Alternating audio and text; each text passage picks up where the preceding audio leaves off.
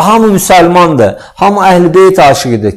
Azərbaycanda Həzrət Əlini sevməyən bir adam var. Azərbaycanda Həzrət Hüseyni, Həzrət Həsəni sevməyən, Fatimə Zəhranı sevməyən kimsə var? Yoxdur, mümkün deyil.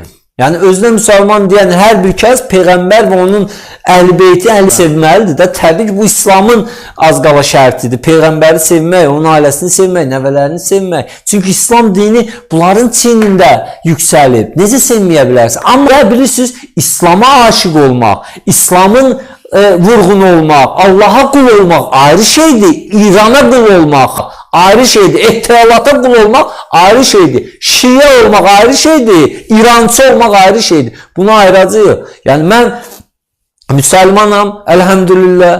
Mən üçün sünni şiə hər ikisi müsəlmandır, müsəlman qardaşdır. Amma İran dəxli yoxdur mənə. İranın bizə heç bir adiyyatı yoxdur. İranın İslam dünyasına heç bir adiyyatı yoxdur. İran İslamdan pərdə kimi istifadə edib öz rejimini qoruyub. Fars rejimini, ateşpərəstlərini vardır, Fars Sasani rejimi və o rejimi qoruyub. Utanmasalar həmin o emblemlərdən bayraqlarına vurarlar.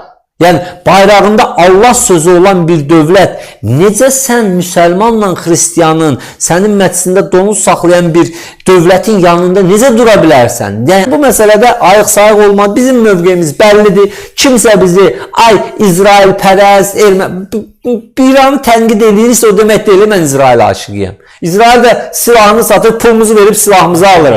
Pulsuz mənə harf verərdi o. Bir ikinci də burada marağı olmasa İsrail barmağına vurardı. Hələ bəzi görün nadanlar İsraillə Türkiyəni bərabər eləyirlər. Yəni mən burada İranı tənqid edirəm, o demək deyil mən İsrail aşiqiyəm. Mən Azərbaycan aşiqiyəm. Mən Azərbaycan yurdunun aşiqiyəm. Mən bax Azərbaycan elinin obasının aşiqiyəm. Vəssalam qardaş. Nə Ukrayna aşiqiyəm, nə Rusiya aşiqiyəm. Nə İsrail aşiqiyəm, nə İran aşiqiyəm. Nə mənim marağım, mənim dövlətimin marağı, Qarabağımın, müstəqilliyimin, rifahımın marağı hardadsa mən də orada olmalıyam və orada da olacağım. Başqa yolu yoxdur.